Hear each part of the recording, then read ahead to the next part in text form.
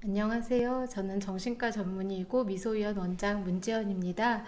오늘은 코로나 블루와 아동 청소년에 대해서 여러분들에게 설명을 드리고자 이 자리에 왔습니다. 그래서 코로나 블루 여러분들 다 힘드실 건데요. 그러니까 성인들도 참 힘든데 아이들도 그렇고 청소년들도 그렇고 각자 가지고 있는 어려움들이 또 있습니다. 아이들 같은 경우에는 저희가 어른들은 힘들면 힘들다라고 얘기라도 하고 뭐가 어렵다면 또 어렵다고도 얘기를 하는데 아이들 같은 경우에는 성인에 비해서 증상이 전형적이지가 않고요. 그러니까 딴 상황들에서 영향을 많이 받습니다. 그러니까 엄마 아빠가 안정적인 집에 아이들이 받는 영향과 엄마 아빠가 또 힘든 상황일 때 아이들이 또 다르거든요. 그래서 진단과 평가, 치료가 다 어렵습니다. 청소년들도 연약하기는 마찬가지인데요. 아이들이 강해 보이지만 내면은 굉장히 연약해져 있는 아이들이 많고, 그러니까 잘해야 된다라고 하는 압력도 있고, 도대체 뭘 어쩌라고 하는 압력도 많기 때문에 또 일단 제일 기본이 내가 누구인지, 내가 어떻게 살고 싶은지 이런 거에 대한 생각이 전혀 잘 안 돼 있는 상황이어서 청소년 친구들도 갖고 있는 취약성이 크다고 볼 수 있습니다. 그래서 감염병 유행 시에는 이렇게 말씀드린 것처럼 어린이와 청소년이 받는 스트레스가 굉장히 크기 때문에 그러니까 부모님이나 선생님 또 주변에 있는 어른들이 아동 청소년이 경험하는 스트레스에 대해서 이해하고 공감을 해줄 수 있다면 참 좋겠다는 생각을 해봤습니다. 그래서 제가 먼저 신경정신의학회에서 만든 아이들과 청소년들에 대해서 어떻게 부모님이 접근하실 수 있는지 코로나 블루 상황에서 하시는 내용을 크게 말씀을 드리고요. 이후에는 미취학 아동이나 초등학생, 그다음 청소년 각자 연령층에 맞추어서 어떻게 접근하는 게 좋겠는지 하는 거를 하나씩 설명을 드리도록 할 겁니다. 첫 번째는 자녀와 공감하는 대화를 나누도록 하는 건데요. 자녀가 편하게 자기 감정이나 생각을 표현할 수 있게 합니다. 여러분들도 힘드시잖아요. 사실 신경정신과 의사인 저도 불안할 때가 있고 공포까지는 아닌데 이게 과연 끝날까? 이런 걱정이 될 때가 있단 말이죠. 근데 이렇게 느끼는 거는 그 자체는 굉장히 자연스러운 겁니다. 그래서 아이들한테 이 정도가 뭐가 힘드냐, 더 힘들 때도 있었는데 이렇게 하기보단 그래 네가 힘들구나, 네가 지금 어렵구나 하는 공감하는 태도를 보여주실 수 있다면 참 좋겠습니다.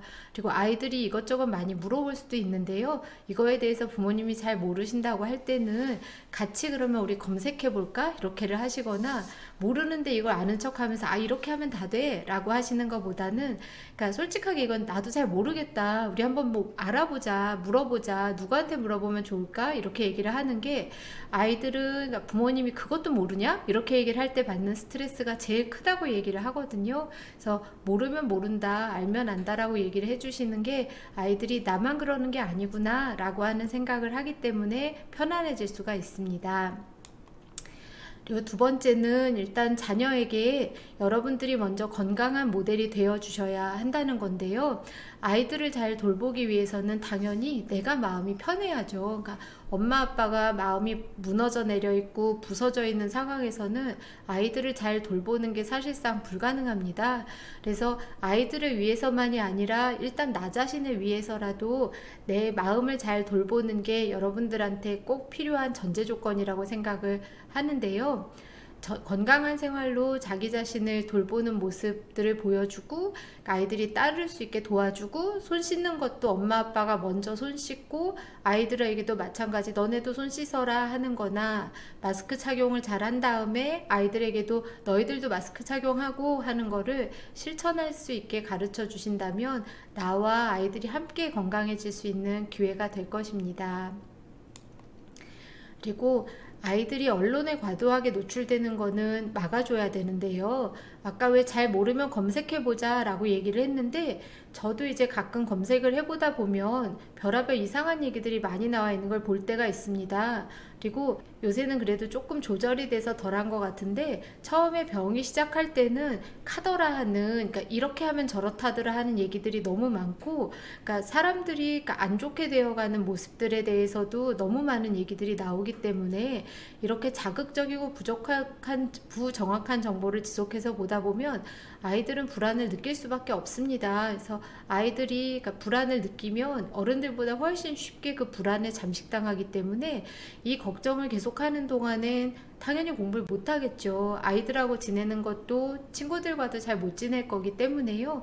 그래서 뉴스에 대해서도 엄마 아빠도 역시 이건 저는 본을 보이는 게 중요하다고 생각을 하는데, 함께 뉴스를 보면서 이런 얘기가 있는데 엄마 아빠 생각은 이렇다, 너의 생각은 어떠니? 그래서 근데 여기서 얘기하는 거는 꼭 이런 건 아닌 것 같은데 다르게 생각할 수는 없을까? 이렇게, 그러니까 우리가 듣고 보는 언론에 대해서도 객관적으로 보는 방법들을 볼 수 있다면 아이들이 좀 더 건강하게 생각할 수 있는 거에도 도움이 될 수가 있습니다.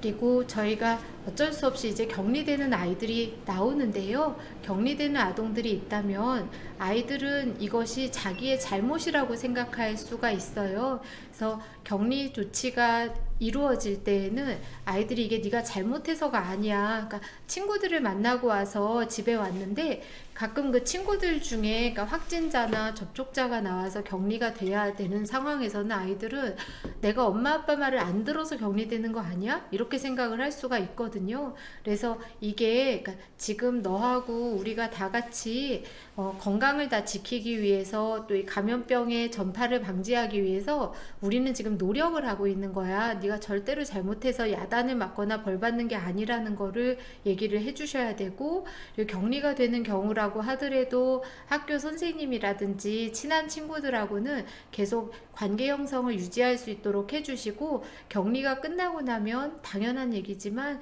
정말 보고 싶었다, 그러니까 잘 지냈냐 하면서 그러니까 피하지 않고 따뜻하게 환영해주는 모습이 있을 수 있다면 참 좋겠습니다.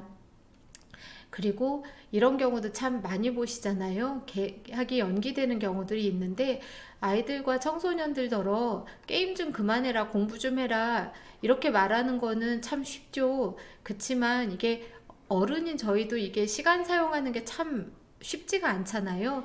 그래서 규칙적인 시간을 보내는 게 아동 청소년에게 있어서도 중요한 부분입니다. 그래서 아이들이 인터넷이나 게임 등을 더 할 수밖에 없는데요. 그럴 때 아이들이 이 정도 시간을 했으면 잠깐 쉬자 우리 라고 하시는 것과 가족 간의 대화 시간을 늘려주시는 것, 그리고 나이에 따라서도 어떻게 하면 도움을 받을 수 있을지 계획을 세우는 게 필요하겠습니다. 그래서 이렇게 해서 대략 5가지 정도가 모든 연령 아이들에게 전해줄 수 있는 이야기들이고요.